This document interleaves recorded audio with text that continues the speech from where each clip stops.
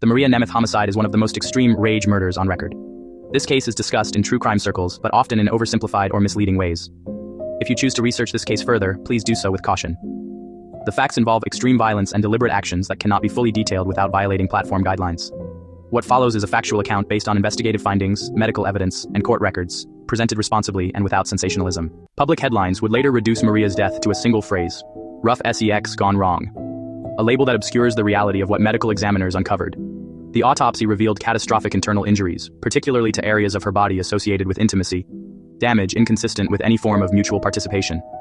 Objects from the apartment had been used in ways they were never intended, transforming everyday items into instruments of extreme violence.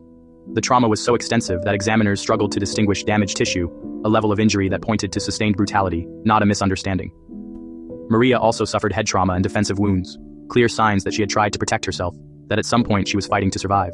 When questioned, Fidel Lopez offered no consistent account. His explanations shifted repeatedly, raising immediate red flags for investigators. Initially, he blamed alcohol, claiming the situation had simply spiraled out of control. Later, he shifted responsibility onto Maria, suggesting the violence was something she wanted, an attempt to reframe torture as consent. Eventually, he admitted to inserting objects and his own arm into her body and removing internal tissue, yet even then his words were layered with self-pity and minimization. What unsettled many was the contradiction.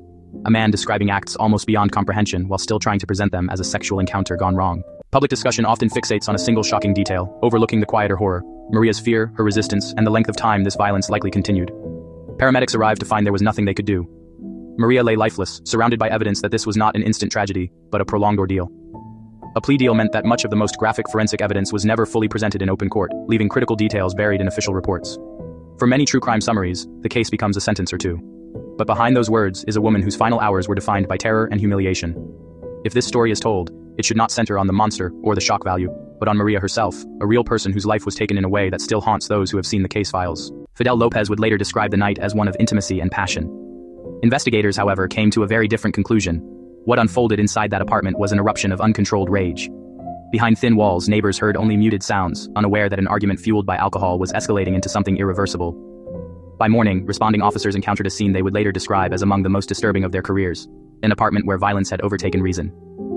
Inside, there was no sign of an accident. The damage told a story of force: walls punched through, doors broken, and shattered glass from a sliding door that had been violently struck. Furniture was displaced throughout the apartment, belongings strewn as though the violence had moved in stages. Not a single outburst, but repeated episodes of destruction that confirmed this was not a momentary loss of control, but sustained rage. This is KC. Thank you for listening, and I'll see you in part 3.